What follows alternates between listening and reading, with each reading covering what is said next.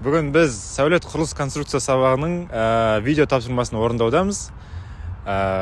Сіздермен бірге мен Қыранбай Сәкен және Мақаш Мұқағали. Бүгін біздің тапсырма Алматы қаласының 10 заманауи конструктивтік шешімі бар ғимараттарға шолу жасайтын боламыз.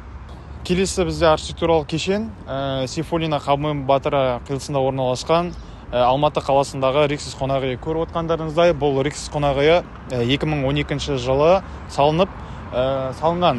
Бұл ғимараттың ерекшелігі 12 этаждан тұрады, және де бұл ғимаратта бірнеше сәулет өнері бар.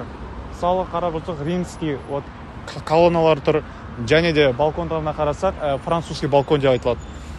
Бұл жалпы зданияда бір ерекшеліктеріне тоқталып кетсек, бұл өте керемет материалдардан жасалған, өте богатый, бай көрінеді, және де бұл зданияда қарап отырсаңыздар, терезелер өте көп. Бұл қалай айтсам болады, естественный жарық, яғни көп светті талап етпейді, көп ақшаны талап етпейді. Ыңғайлы десек те болады. Екінші біздегі Алматының ерекше ғимараты ол Әл-Фараби даңғылының бойында орналасқан Нұрлытау бизнес немесе тұрғын үй кешені. Көріп тұрғаныңыздай, бұл ғимараттың стилі хай-тек неомодернде істелінген. Архитектурасы жалпы сыртқы фасады толықтай әйнектермен қапталған, металл каркаспен. Сырт барлық пішіні бұл ғимарат Алматы тауларын еске түсіреді. Және бұл ғимараттың функциясына келетін болсақ, бұл тек бизнес-центр мен тұрғын үй кешені емес, сонымен қатар бұның ішінде дүкендер бар, неше түрлі көп функционалды орталықтар, кеңселер және мейрамханалар бар. Және соңғысы, бұл ғимараттың ерекшелігі сыртқы шыны фасадына күндіз күн түскен кезде Алматы тауларын еске түсіретіні бар.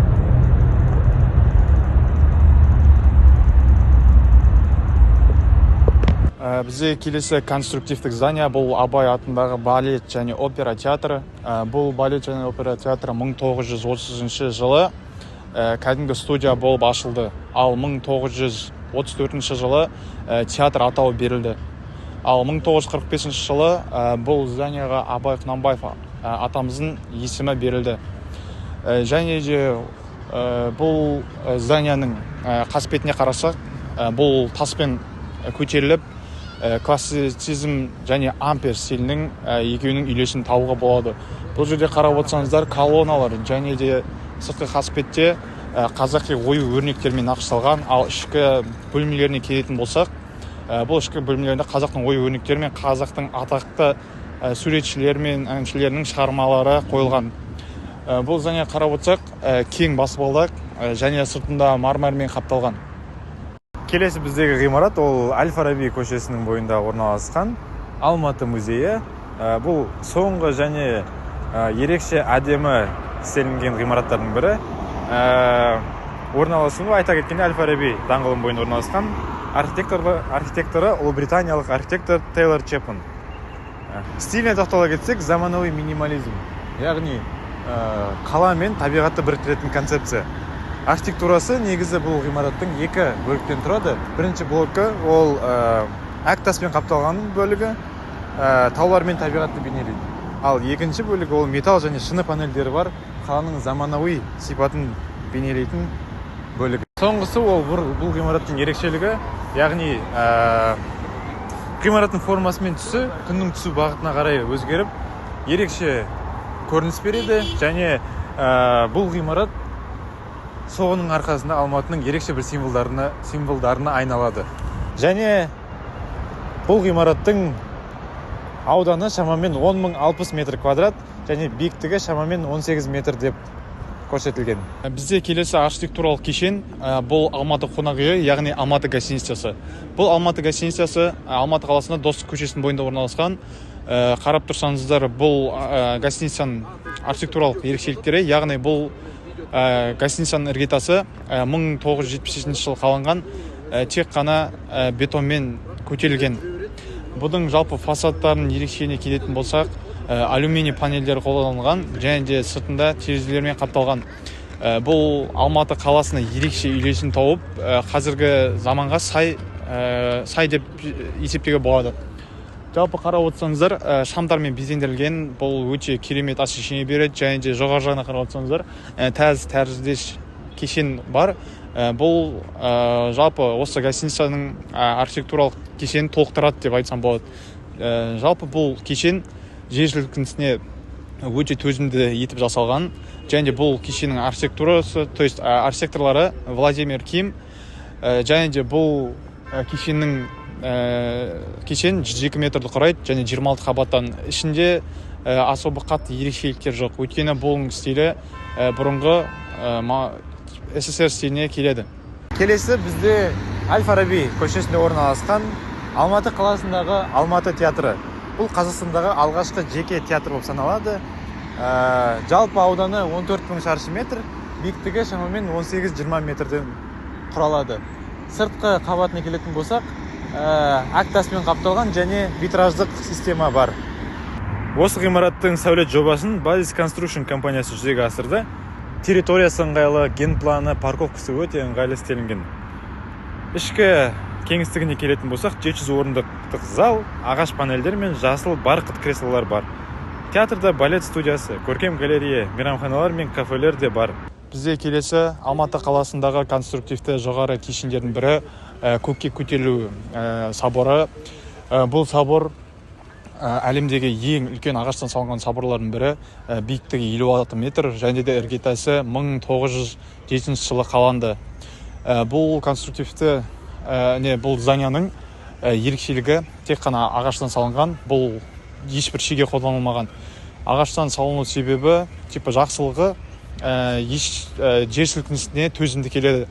Оған дәлел 1911 жылы Алматы қаласында болған жер сілкінісінде бұл кешеннің тек қана терезелері сынған. Және де сыртқы фасадтарына қарай келсек, түрлі түстер мен орыс халқының ерекше ою өрнектері пайдаланылған.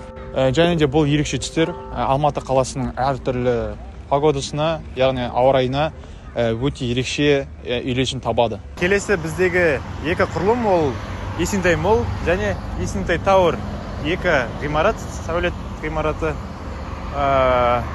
Бұл екі ғимарат өздеріңіз білетіндей Алматы қаласындағы топ 1 ғимараттар, Алматының символы деп айта кетсек болады. Және менің бірінші орайтын ғимарат ол Есентай Молл.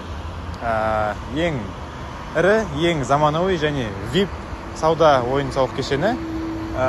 Бұл кешен жалпы сырты алюминий және әйнек панельдермен қапталған.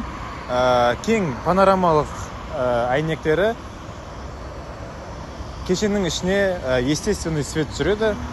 Құрылым жалпы 6 қабаттан тұрады. Оның ішінде сауда, балаларға ойын-сауық, кинотеатр және неше түрлі мейрамханалар бар.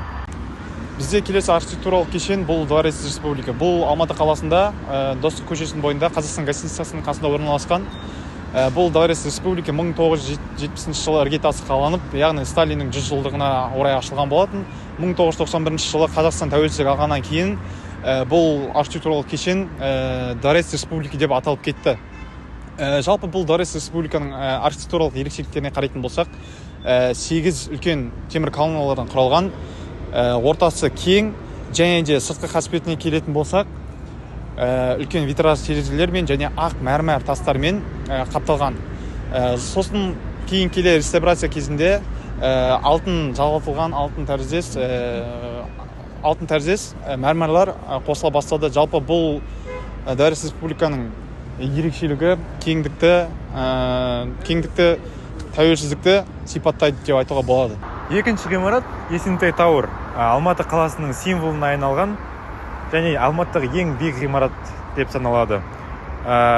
Биіктігі шамамен 162 метр, яғни 38 қабат. Архитектурасына тоқтала кететін болсақ, ол алғашқы стилі хай-тек заманауи минимализм. Ал мұнараның өзі толығымен шынымен қапталған және алюминиялық панельдер бар. Тік сызықтар мен айқын геометрия ғимаратқа жеңіл әрі динамикалық көрініс береді. Құрылымына және ерекшеліктеріне келетін болсақ, бұл ғимарат өзінің көлеміне қарамай өте сейсмотөзімді. Себебі бұл ғимараттың солуына жақсы қыруар ақша кеткен деген сияқты сыбыстар бар. Және кеңістік құрылым ішінде кеңселер, тұрғын апартаменттер және ең бастысы The Ritz-Carlton Алматы қонақ үйі орналасқан. ерекшелігі ол фасадтың айнадай шағылысы, қала мен таулар бейнесін көрсетуі. Бұл Алматы урбанистикасының символдық архитектурасының шешімі.